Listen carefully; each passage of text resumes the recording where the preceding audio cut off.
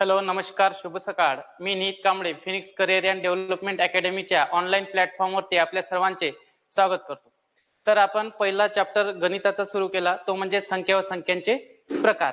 त्याच्यामध्ये आपण काल वेगवेगळ्या डेफिनेशनचा कसा वापर होतो किंवा वेगवेगळ्या डेफिनेशनचा अर्थ काय होता त्या सगळ्या गोष्टी आपण काल जाणून घेतलेल्या आहे. आज थोडक्यात आपण त्या रिव्हिजन करू आणि पुढचा पार्ट आपण सुरू करू. तर सगळ्यात पहिले आपण एक डेफिनेशन पाहिलेली होती, ती म्हणजे कोणती? नैसर्गिक संख्या. नैसर्गिक संख्या. नैसर्गिक संख्या. नैसर्गिक संख्यामध्ये आपण पाहिलेलं होतं की जेवढ्या काही 1 पासून ते अनंत पर्यंतच्या संख्या आहे त्या सर्व संख्यांना आपण नॅचरल नंबर असे म्हणतो.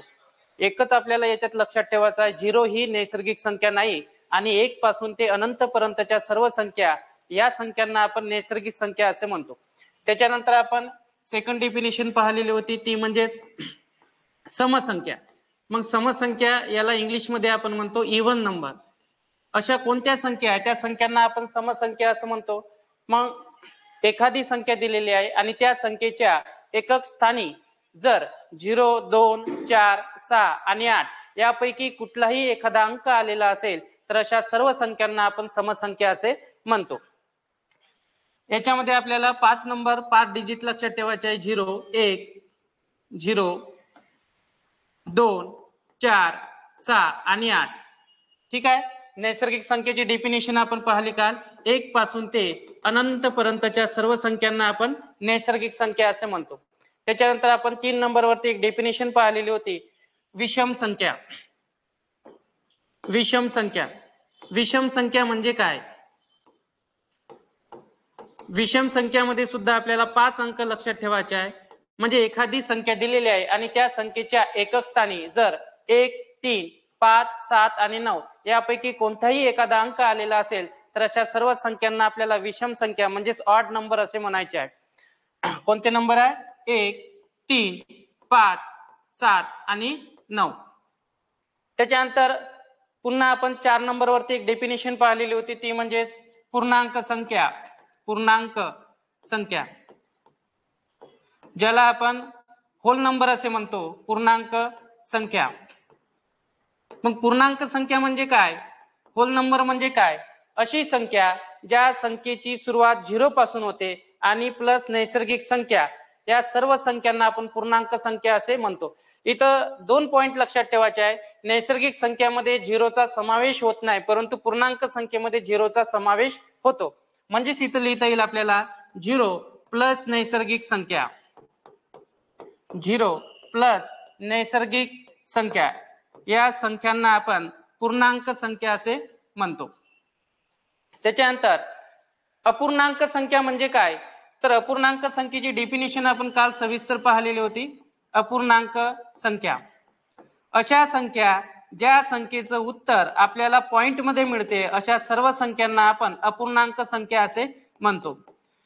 आपल्याला जेवढ्या काही संख्या दिलेल्या आहे आणि त्या संख्येमध्ये जर पॉइंटचा समावेश होत असेल तर अशा सर्व संख्यांना आपल्याला काय म्हणायचं आहे? अपूर्णांक संख्या. आता अपूर्णांक संख्येचे सुद्धा आपण टाइप्स पाहिलेले होते. पहिला टाइप्स पाहिलेला होता याच्यामध्ये व्यवहारी अपूर्णांक. व्यवहारी अपूर्णांक. त्याच्यानंतर व्यवहारी अपूर्णांक हा कसा असतो? तर अंश आणि छेदाच्या स्वरूपामध्ये असतो. अंश आणि छेदाच्या म्हणजे फॉर एक्झाम्पल जसं 4/5 दिलेला आहे आपल्याला किंवा 2/3 दिलेला आहे, तर अशा सर्व संख्यांना काय म्हणायचं आपल्याला? व्यवहारी अपूर्णांक. मग सर हा अपूर्णांक ही अपूर्णांक संख्या आहे का? तर बिलकुल अपूर्णांक संख्या आहे. कारण 4/5 आणि 2/3चं उत्तर आपण सॉल्व्ह केल्यानंतर ते कशामध्ये येईल? पॉइंट मध्ये येईल. परंतु तो अंश आणि छेदाच्या स्वरूपामध्ये आपण लिहिलेला आहे, म्हणून या संख्यांना काय म्हणायचं आपल्याला? व्यवहारी अपूर्णांक. हा झाला पॉइंट नंबर 1. पॉइंट नंबर 2 आपल्याला याच्यामध्ये लक्षात ठेवायचा आहे आवृत्ती दशांश अपूर्णांक. आवृत्ती दशांश अपूर्णांक. दशांश अपूर्णांक. तर हा कसा असतो?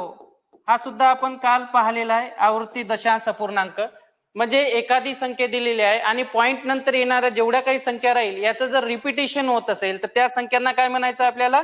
आवृत्ती दशांश अपूर्णांक, जसं फॉर एक्झाम्पल 2.333.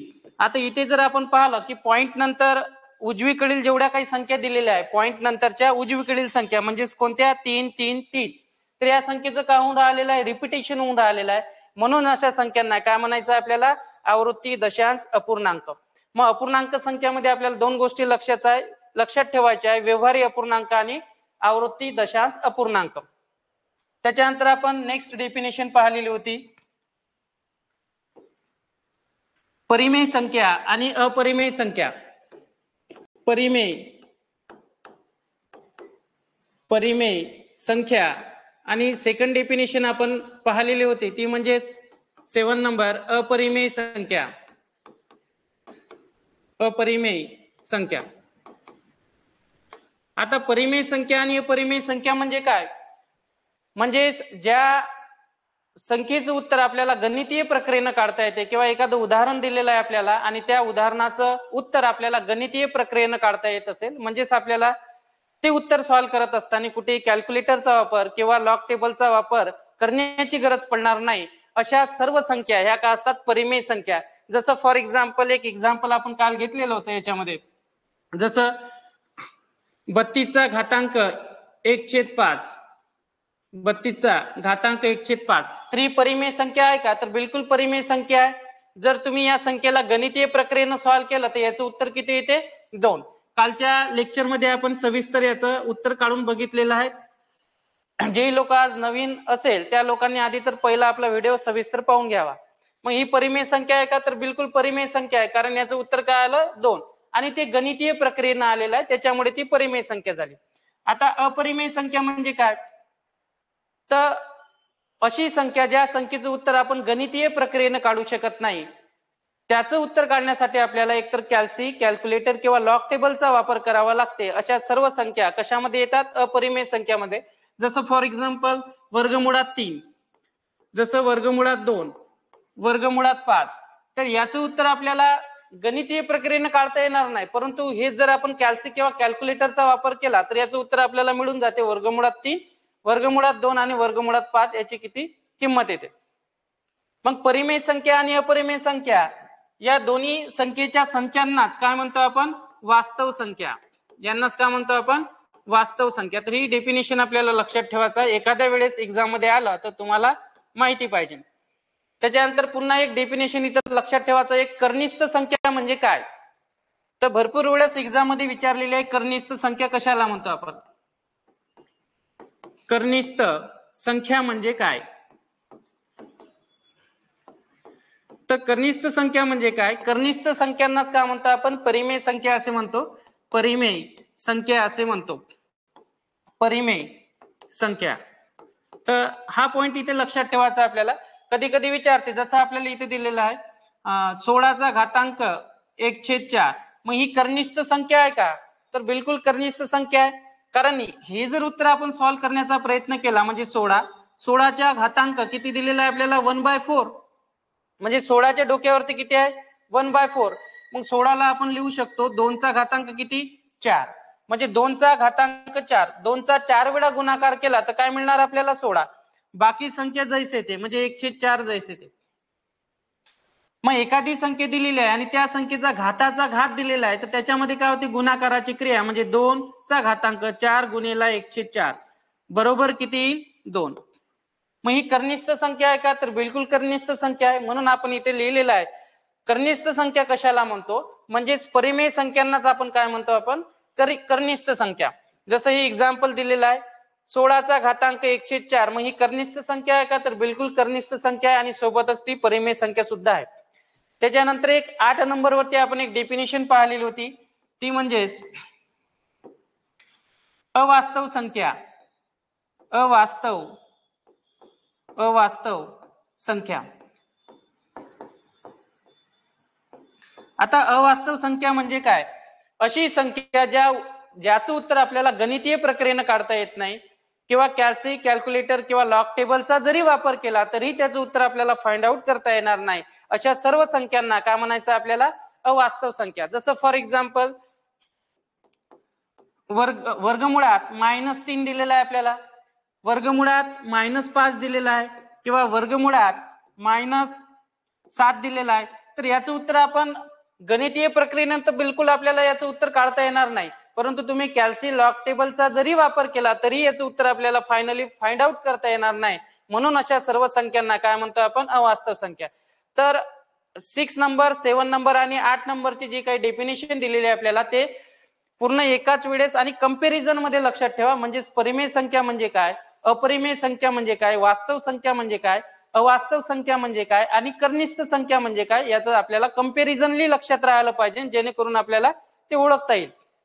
तर हे बघू शकता, परिमेय संख्या, अपरिमेय संख्या, कर्निष्ठ संख्यांनाच परिमेय संख्या म्हटलेलं आहे आपण, आणि सोबतच अवास्तव संख्या आणि वास्तव संख्या. त्याच्यानंतर पुढे जाऊ आपण. 9 नंबर.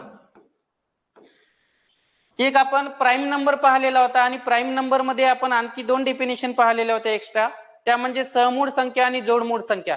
एक्झामच्या दृष्टिकोनातून या मूळ संख्या, सहमूळ संख्या आणि जोडमूळ संख्या व्हेरी व्हेरी IMP. मूळ संख्या,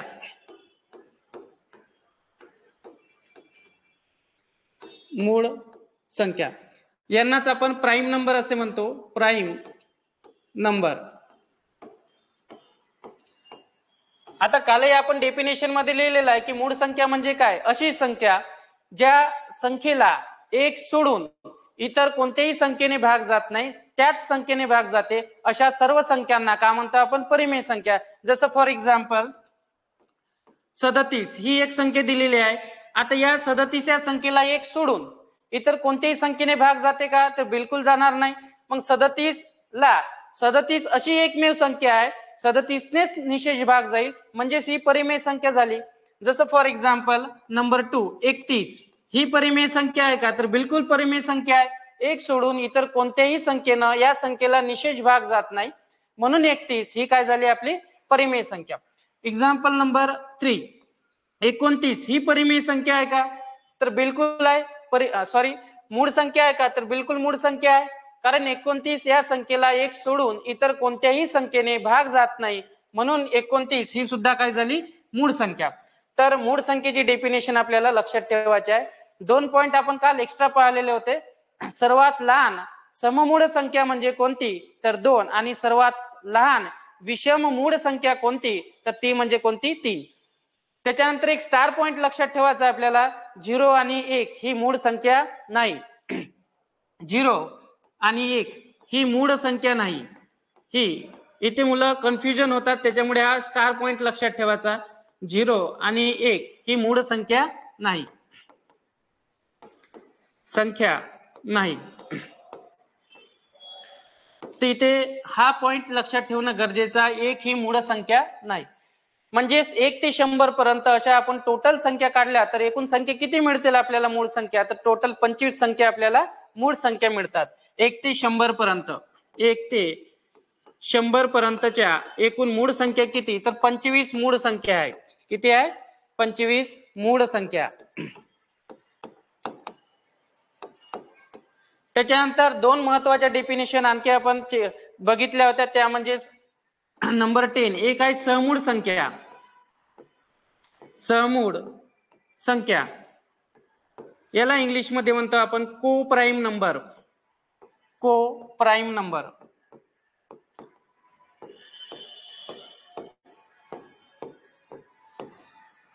अकरा नंबर वरती आपण आणखी एक डेफिनेशन पाहिलेली होती, ती म्हणजेच कोणती? तर जोडमूळ संख्या.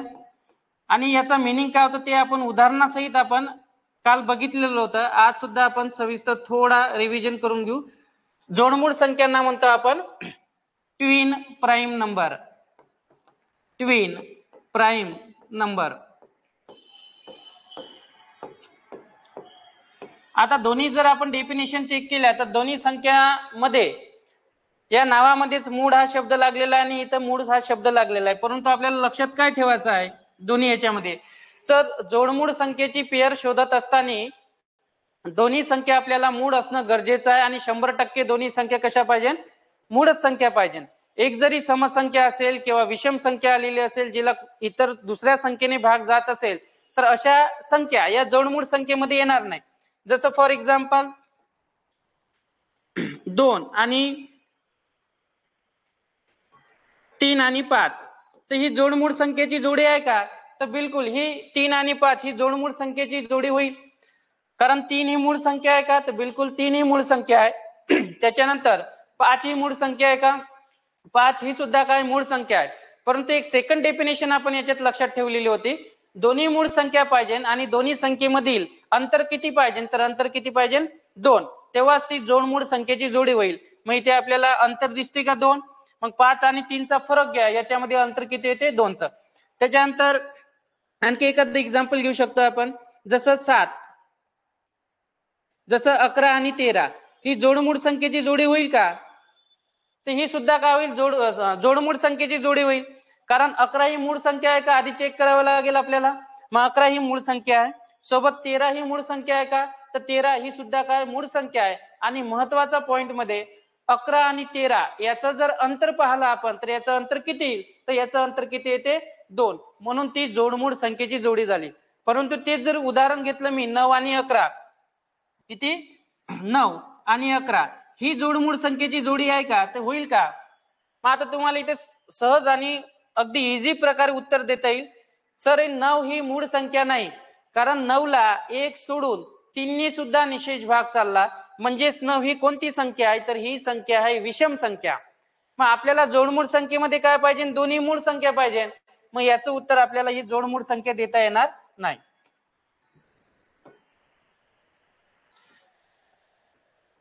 आता समूळ संख्या सुद्धा आपण काल व्यवस्थित पाहिलेल्या होत्या. समूळ संख्येचं पेयर आपल्याला किंवा जोडी ओळखायची असेल तर दोन्ही संख्या मूळ आहे किंवा नाही हे चेक करण्याची काही गरज नाही आपल्याला. फक्त त्याच्यामध्ये एक स्टार पॉइंट लक्षात ठेवायचा आहे आपल्याला. तो स्टार पॉइंट म्हणजे कोणता?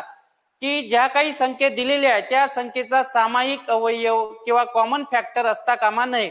जसं फॉर एक्झाम्पल एक उदाहरण घेऊ आपण इथे, जसं इथे 16 आणि इथे 25 दिलेलं आहे, तर ही समूळ संख्येची जोडी आहे का हे चेक करायचं आपल्याला. तर इथे काय म्हटलेलं आहे आपण स्टार पॉइंट मध्ये, की या दोन्ही संख्येचा सामायिक फॅक्टर असता कामा नये, सामायिक अवयव असता कामा नये. मग आपण चेक करू, आपण 16 ला कितीने भाग जाते? तर 16 ला 2 ने भाग जाते, त्याच्यानंतर 4 ने भाग जाते, 8 ने भाग जाते आणि 16 ने भाग जाते. तर एवढ्या संख्येने 16 ला निशेष भाग जाते. 25 ला कोणत्या संख्येने भाग जाते? 5 ने भाग जाते आणि 25 ने निशेष भाग जाते. तर इथे जर आपण चेक केलं की इथे कुठे आपल्याला सामायिक फॅक्टर दिसून राहिला का? नाही. सामायिक अवयव दिसत आहे का आपल्याला? इथे नाही. म्हणून 16 आणि 25 ही समूळ संख्येची काय झाली? जोडी झाली. तर या सगळ्या डेफिनेशन आपल्याला इम्पॉर्टंट आहे, मूळ संख्या, समूळ संख्या आणि जोडमूळ संख्या. त्याच्यानंतर आज पुढे जाऊ आपण आणि पाहणार आहोत कंपोजिट नंबर म्हणजे काय, आणि लास्टची शेवटची डेफिनेशन राहील आपली त्रिकोणी संख्या म्हणजे काय. तर पॉइंट लिहा, कंपोजिट नंबर किंवा संयुक्त संख्या.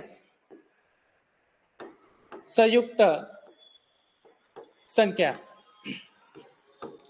अगदी इझी अशी डेफिनेशन आहे संयुक्त संख्या. आणि लास्ट मध्ये बघणार आहे आपण त्रिकोणी संख्या. त्रिकोणी संख्येवरती आपल्याला मॅक्झिमम वेळेस उदाहरण विचारलेले आहे, तर ही थोडं आपण डिटेल बघणार आहोत. त्रिकोणी संख्या म्हणजे काय. आता संयुक्त संख्या म्हणजे काय, याच्यासाठी आपल्याला संयुक्त संख्या फाइंड आउट करायची असेल तर एक महत्वाची डेफिनेशन आपल्याला पाठ पाहिजे, ती म्हणजे काय? मूळ संख्या. आणि मूळ संख्येची डेफिनेशन आपण एकदम सविस्तर प्रमाणे समजून घेतली. आता संयुक्त संख्या म्हणजे काय, पहिले इथं स्टार पॉइंट एक लक्षात ठेवायचा, 0 आणि 1 ही संयुक्त संख्या नाही, ही संयुक्त संख्या नाही, संयुक्त संख्या नाही. त्याच्यानंतर सेकंड स्टार पॉइंट लक्षात ठेवायचा आहे आपल्याला, जेवढ्या काही मूळ संख्या दिलेल्या आहे त्या मूळ संख्या सोडून राहिलेल्या सर्व संख्यांना काय म्हणायचं आहे आपल्याला? संयुक्त संख्या. मग दोन स्टार पॉइंट आपल्याला इथे लक्षात ठेवायचा आहे. स्टार पॉइंट नंबर सेकंड, मूळ संख्या सोडून, मूळ संख्या सोडून, मूळ संख्या सोडून इतर सर्व संख्यांना संयुक्त संख्या म्हणतात, संयुक्त संख्या म्हणतात. फक्त आपल्याला काय माहिती पाहिजे की मूळ संख्या नसायला पाहिजे. पहिले तर स्टार पॉइंट नंबर सेकंड, आणि स्टार पॉइंट नंबर पहिला काय म्हटलेला आहे, 0 आणि 1 ही संयुक्त संख्या नाही आहे. तर आता मला सांगा, 2 ही संयुक्त संख्या होईल का? त्याच्यानंतर 3 ही संयुक्त संख्या होईल का? 4 ही संयुक्त संख्या होईल का? 5 ही संयुक्त संख्या होईल का? 6 ही संयुक्त संख्या होईल का? 7 ही संयुक्त संख्या होईल का? तर याचं उत्तर आपल्याला फक्त 2 डेफिनेशन मधून मिळते. पहिले तर संयुक्त संख्या म्हणजे काय, 0 आणि 1 हे अंक सोडून, त्याच्यानंतर स्टार पॉइंट नंबर सेकंड, जेवढ्या काही मूळ संख्या दिलेल्या आहे मूळ संख्या सोडून राहिलेल्या सर्व संख्यांना काय म्हणायचं आपल्याला, संयुक्त संख्या. मग 2 ही संयुक्त संख्या होईल का? तर बिलकुल होणार नाही, कारण 2 ही काय मूळ संख्या आहे, पहिली सममूळ संख्या आहे, त्याच्यामुळे ती संयुक्त संख्या होणार नाही. 3 ही संयुक्त संख्या होईल का? तर 3 सुद्धा संयुक्त संख्या होणार नाही, कारण 3 ही पहिली विषममूळ संख्याला पहिली विषममूळ संख्या आहे, म्हणजे सर्वात लहान विषममूळ संख्या कोणती आहे, 3. मग मूळ संख्या आहे का? आहे, म्हणजे ही संयुक्त संख्या होणार नाही. 4 ही संयुक्त संख्या आहे का? तर बिलकुल ही संयुक्त संख्या आहे. 5 ही संयुक्त संख्या आहे का? नाही, तर 5 ही कोणती संख्या आहे, मूळ संख्या आहे, म्हणून ही संयुक्त संख्या होणार नाही. 6 ही संयुक्त संख्या आहे का? 6 ही संयुक्त संख्या आहे, परंतु 7 ही संयुक्त संख्या नाही. तर ठीक आहे, एकदम इझी आणि सोपी अशी डेफिनेशन संयुक्त संख्येची आहे. दोनच पॉइंट आपल्याला याच्यात लक्षात ठेवायचा आहे, 0 आणि 1 सोडून 0 आणि 1 ही संयुक्त संख्या नाही. त्याच्यानंतर स्टार पॉइंट नंबर सेकंड लक्षात ठेवायचा आहे आपल्याला, मूळ संख्या सोडून राहिलेल्या इतर संख्यांना काय म्हणायचं आपल्याला, संयुक्त संख्या. जसं इथे आपण एक्झाम्पल घेतलं, 4 आणि 6 ह्या संयुक्त संख्या आहे. त्याच्यानंतर आपण पुढे जाणार त्रिकोणी संख्या आणि व्हेरी व्हेरी IMP, म्हणजेच एक्झामच्या दृष्टिकोनातून त्रिकोणी संख्या आपल्याला माहिती असणं गरजेचं आहे. तर त्रिकोणी संख्येला आपण इंग्लिश मध्ये ट्रायंग्युलर नंबर असे म्हणतो. Triangular number, triangular number. तर हेडिंग द्या, 12 नंबरची डेफिनेशन आपली, त्रिकोणी संख्या. त्रिकोणी संख्या ज्याला आपण ट्रायंग्युलर नंबर असे म्हटलेलं आहे. Triangular number. आता याच्यामध्ये आपल्याला पाया ही एक महत्वाचा शब्द यूज करायचा याच्यामध्ये, आणि दुसरा म्हणजेच काय, त्रिकोणी संख्या.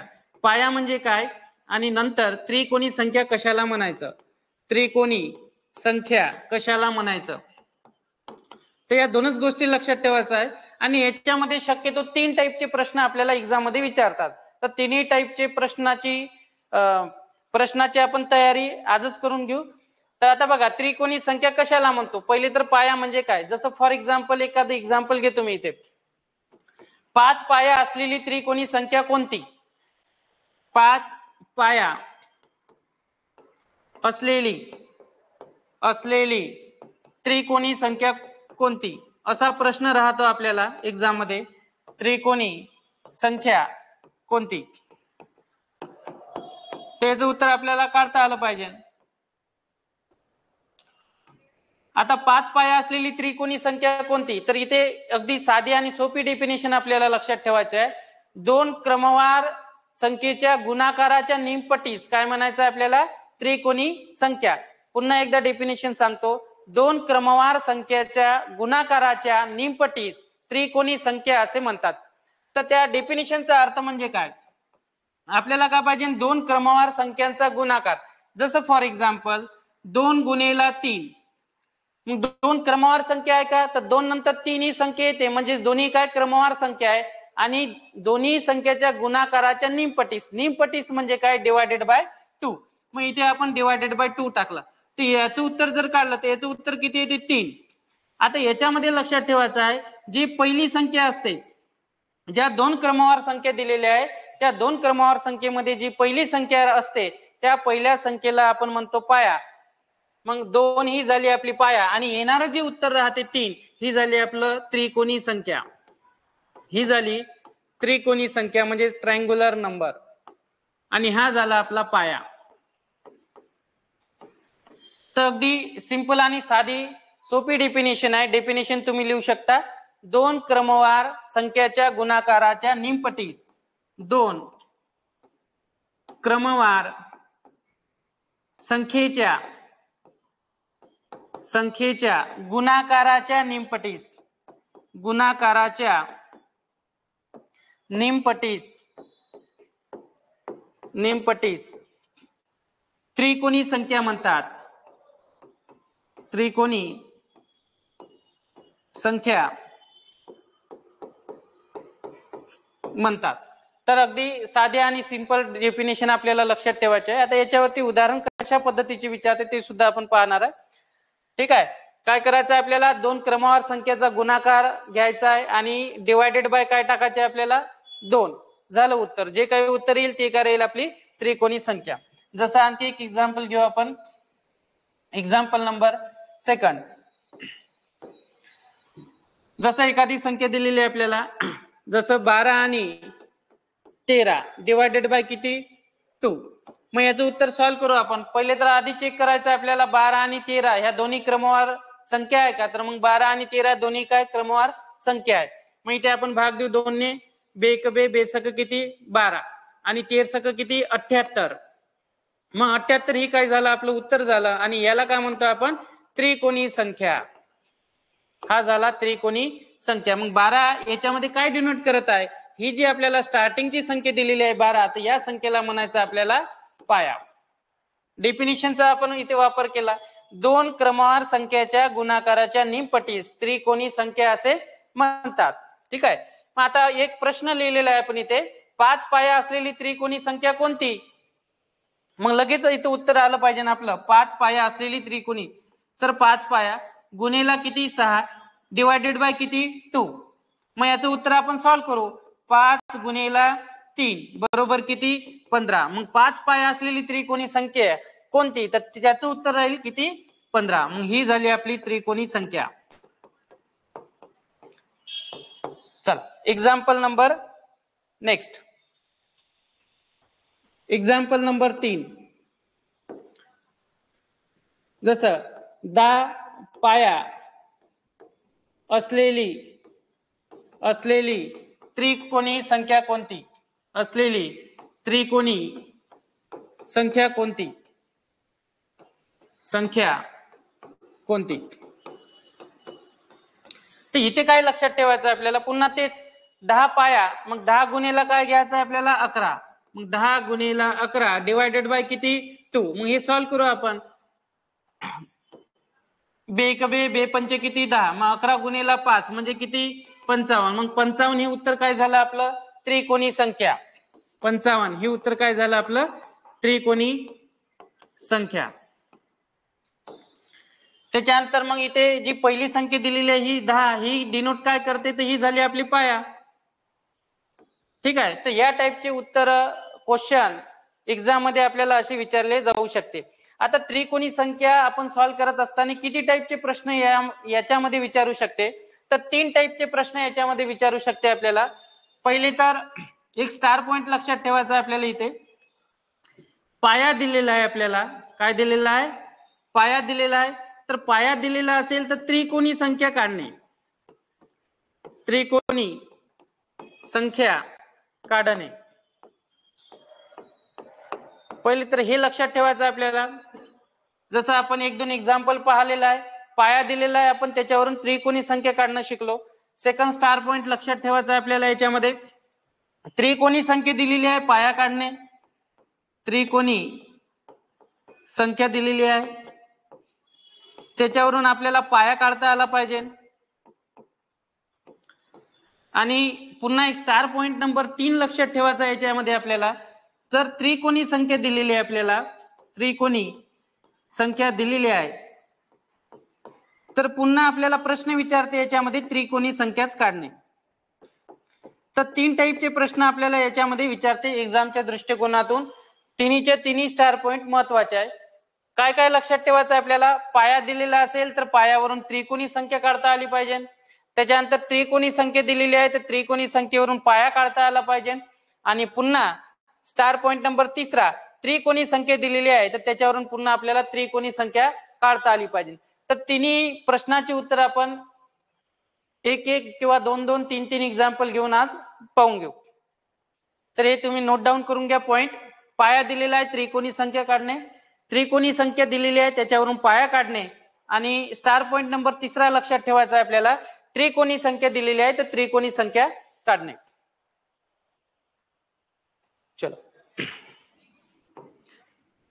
Example number first. Example number first.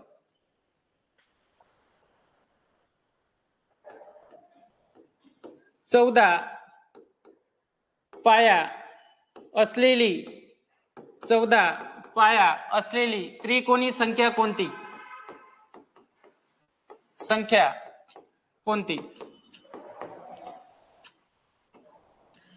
मग 14 पाया असलेली त्रिकोणी संख्या कोणती? एक्झाम्पल नंबर पहिलं.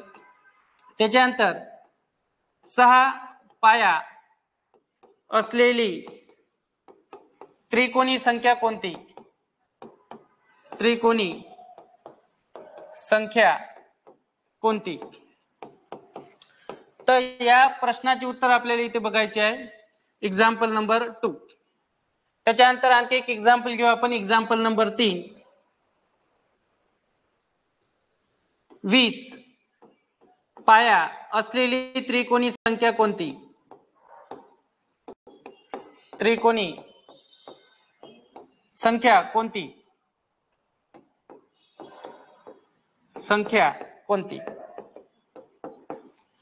तर अगदी सिंपल आणि साधी डेफिनेशन आपण पाहिलेली आहे. पाया दिलेली असेल तर पाया दिलेला असेल तर पायावरून काय काढायचं आपल्याला? त्रिकोणी संख्या. मग इथे लिहिलेलं आहे, पण पाया दिलेला असेल तर पायावरून काय काढायचं आपल्याला? त्रिकोणी संख्या. तर मग तीच दिलेलं आहे आपल्याला इथे. 14 पाया असलेली त्रिकोणी संख्या कोणती? तर मग इथे पाया दिलेला आहे आपल्याला. मग पाया दिलेला असेल तर काय काढायचं आपल्याला? त्रिकोणी संख्या. मग इथे काय करणार आपण? 14 गुणेला किती? 15 डिवायडेड बाय किती? 2. मग इथे भाग देऊ शकतो आपण. 14 भागेला 2 म्हणजे किती? 7. आणि 15 साती किती? 105. तर मग 105 काय झालं आपलं उत्तर. मग 105 ही झाली आपलं त्रिकोणी संख्या. ठीक आहे. एवढं इझी पद्धतीने उत्तर आपल्याला सॉल्व्ह करायचं आहे. 6 पाया असलेली त्रिकोणी संख्या कोणती? मग 6 पाया असलेली त्रिकोणी संख्या सुद्धा आपल्याला काढता येईल. काय करायचं आहे? 6 गुणेला 7. 2 क्रमवार संख्या, त्याच्या पुढची संख्या घ्यायची आणि डिवायडेड बाय किती? 2. मग इथे भाग द्या 3 आणि 7 गुणेला 3 म्हणजे किती? 21. तर 21 हे झालं आपलं उत्तर फायनल. त्याच्यानंतर 20 पाया असलेली त्रिकोणी संख्या कोणती? तर इथं पाया किती दिलेला आहे आपल्याला? 20. काढायचं काय? त्रिकोणी संख्या. मग पाया दिलेला असेल तर पाया दिलेला असेल तर त्याच्यावरून आपल्याला त्रिकोणी संख्या काढता यायला पाहिजे. मग 20 गुणेला किती करायचे आपल्याला? 21 आणि डिवायडेड बाय किती? 2. हे सॉल्व्ह करू शकतो आपण. 10 आणि 10 गुणेला 21 म्हणजे किती? 210. तर 210 हे झालं आपलं फायनल उत्तर. म्हणजे 210 हे काय झालं आपलं? त्रिकोणी संख्या. तर पहिल्या टाईपचे प्रश्न आपण इथे सॉल्व्ह केलेला आहे. पाया दिलेला असेल तर त्रिकोणी संख्या काढणे.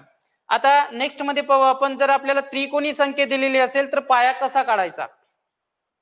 तर याच्यावरती आपल्याला एक्झाम्पल मॅक्झिमम वेळेस विचारलेला आहे. जसं आपण एक्झाम्पल लिहून घेऊ. Example number first. 21 या त्रिकोणी संख्येचा पाया किती? पाया किती? तर याच्यासाठी एक प्रोसेस आहे. ती प्रोसेस आपल्याला पाठ ठेवायची आहे. ठीक आहे. आता इथे काय दिलेलं आहे आपल्याला? त्रिकोणी संख्या दिलेली आहे आणि त्रिकोणी संख्येवरून काय काढायचं आपल्याला? पाया. आहे की नाही? सगळ्यात महत्वाचं म्हणजे काय? इथं त्रिकोणी संख्या दिलेली आहे आणि त्रिकोणी संख्येवरून काय काढायचं आपल्याला? पाया. तर हा प्रश्न आपल्याला समजणं गरजेचं आहे. काय दिलेलं आहे आणि काय काढायचं आहे. ते इथे अगदी सिंपल आणि साधी डेफिनेशन लक्षात ठेवायची आहे. 21 गुणेला काय करायचे? 2. म्हणजे 21 ची सरळ काय करायची आपल्याला? दुप्पट. मग 21 गुणेला 2 म्हणजे किती होते? 42. आता 42 च्या अलीकडील पूर्ण वर्ग संख्या घ्यायची आहे आपल्याला. 42 च्या अलीकडील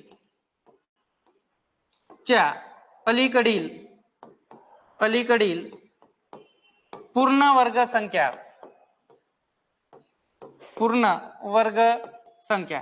तर आता आपल्याला इथे वर्ग, वर्गमूळ आणि पाढे थोड्या प्रमाणात पाठ पाहिजे. ऍटलिस्ट 20 पर्यंत तरी तुमचे वर्गमूळ आणि पाडेपाठ पाहिजे, तर आपल्याला फास्ट उत्तर काढता येईल. मग आता 42च्या अलीकडील पूर्ण वर्ग संख्या कोणती, तर याचं उत्तर आपल्याला सहज मिळून जाते. सर 6चा वर्ग किती आहे 36 आणि 7चा वर्ग किती आहे 49. म्हणजे 42च्या अलीकडील पूर्ण वर्ग संख्या कोणती होईल तर 36 आहे की नाही. मग 36 या संख्येचा घ्यायचा आपल्याला वर्गमूळ. मग इथे आपण काय घेऊ 36चा वर्गमूळ. 36चा वर्गमूळ 36चा वर्गमूळ. मग 36चा वर्गमूळ घेतल्यानंतर वर्गमुळात 36 आणि याचं उत्तर किती येते 6. तर मग हे झालं आपला 21 या त्रिकोणी संख्येचा पाया किती तर किती 6. अगदी साधी आणि सोपी डेफिनेशन आणि साधी प्रोसेस पाहिली आपण. काय दिलेलं आहे आपल्याला त्रिकोणी संख्या दिलेली आहे, तर त्रिकोणी संख्येवरून काय काढला आपण पाया काढला. कोणत्या पद्धतीने काढला, दिलेली त्रिकोणी संख्या त्याची काय केली आपण दुप्पट केल्यानंतर येणारी जी काही संख्या येईल, जसं फॉर एक्झाम्पल इथं 42 आलं, त्याच्या 42च्या अलीकडील काय घ्यायचं आपल्याला पूर्ण वर्ग संख्या. मग 42च्या अलीकडील पूर्ण वर्ग संख्या कोणती आहे 36. मग वर्गमुळात 36 टाकल्यानंतर याचं उत्तर किती मिळालं आपल्याला 6. तर मग या प्रश्नाचं उत्तर किती येईल 6. मग 21 या त्रिकोणी संख्येचा पाया किती, तर त्याचं उत्तर आपल्याला मिळालं 6. Example number 2. Example number 2. 36 या त्रिकोणी संख्येचा पाया किती. या त्रिकोणी संख्येचा पाया किती.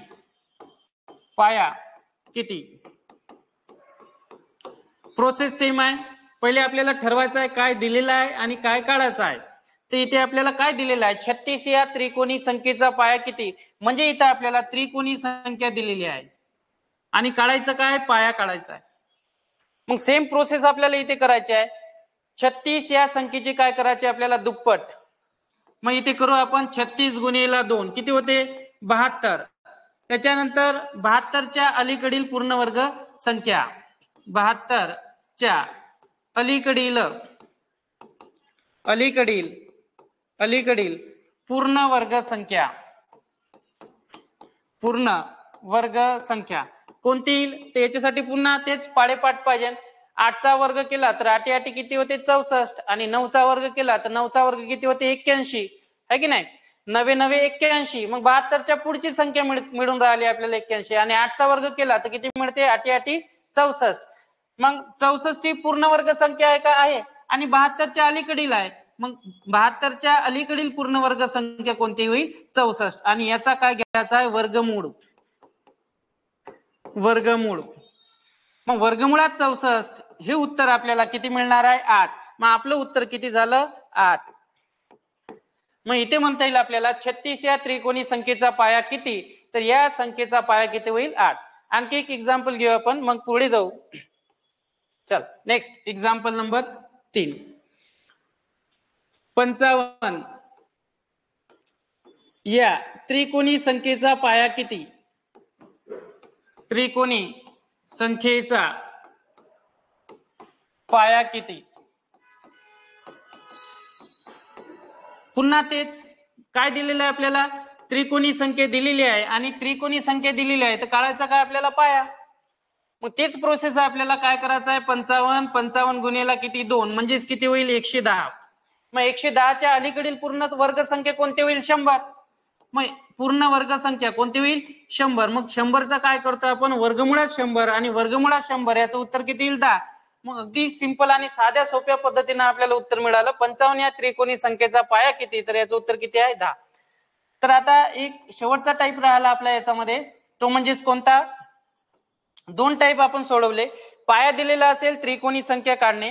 आता त्रिकोणी संख्या दिलेली असेल तर पाया काढणे ही आपण याचे एक्झाम्पल 3 पाहिलेला आहे. आणि एक शेवटचा टॉपिक तो म्हणजेच काय सर त्रिकोणी संख्या दिलेली आहे तर त्रिकोणी संख्या काढणे. ठीक आहे, तर हाही आपण पाहून घेऊ. चलो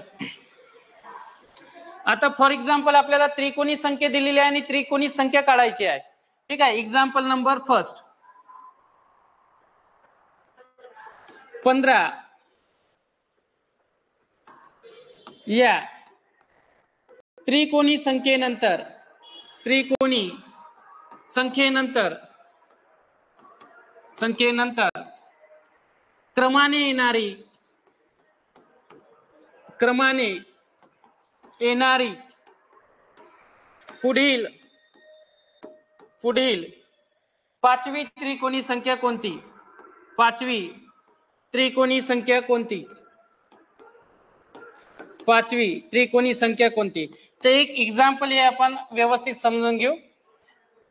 चला, काय दिलेलं आहे आपल्याला? 15 या त्रिकोणी संख्येनंतर, म्हणजे आपल्याला इथे दिलेलं आहे त्रिकोणी संख्या. काढायचं काय आपल्याला? क्रमाने येणारी पुढील म्हणजे काय? त्याच्या पुढची. ठीक आहे, पाचवी त्रिकोणी संख्या काढायचं काय? त्रिकोणी संख्याच, म्हणजे 15 ही त्रिकोणी संख्या दिलेली आहे आणि 15च्या पुढील क्रमाने येणारी पाचवी त्रिकोणी संख्याच काढायची आहे. त्रिकोणी संख्या दिलेली आहे आणि त्रिकोणी संख्या काढायची आहे. तर पुन्हा तेच प्रोसेस आपल्याला करायची आहे. आधी काय काढायचं आहे? Step number first. सर, त्रिकोणी संख्या दिलेली आहे.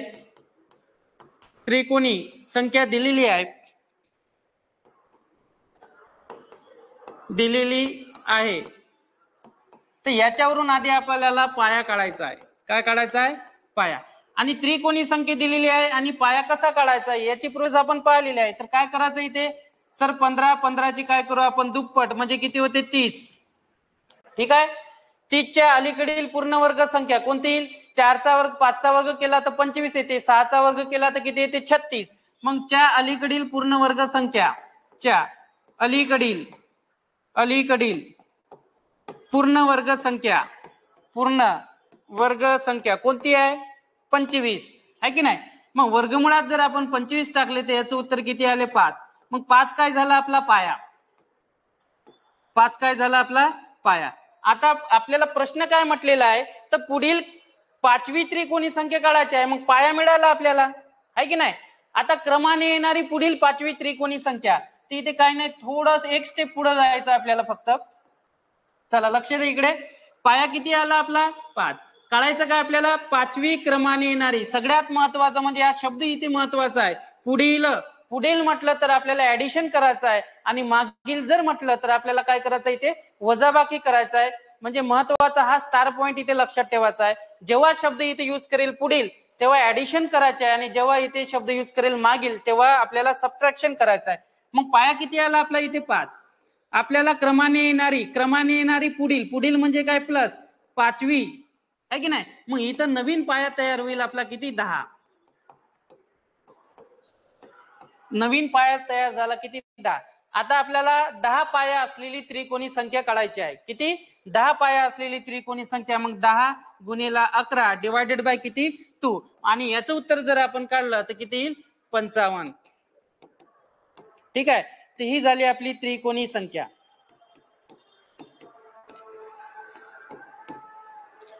तर अगदी साधी आणि सोपी अशी डेफिनेशन पाहिली आपण. ठीक आहे.